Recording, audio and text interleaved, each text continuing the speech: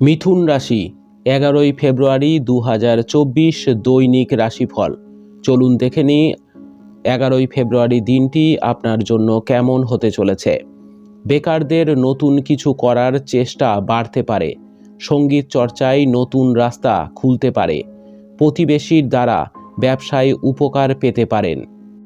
কারো প্রয়োজনায় হঠাৎ কোনো কাজে পা দিয়ে দেবেন না। পরিবারের অশান্তি মিটে যাওয়ার সংকেত রয়েছে। অতিরিক্ত কথা বলায় বিবাদ হতে পারে। বাসস্থান পরিবর্তনের সম্ভাবনা রয়েছে।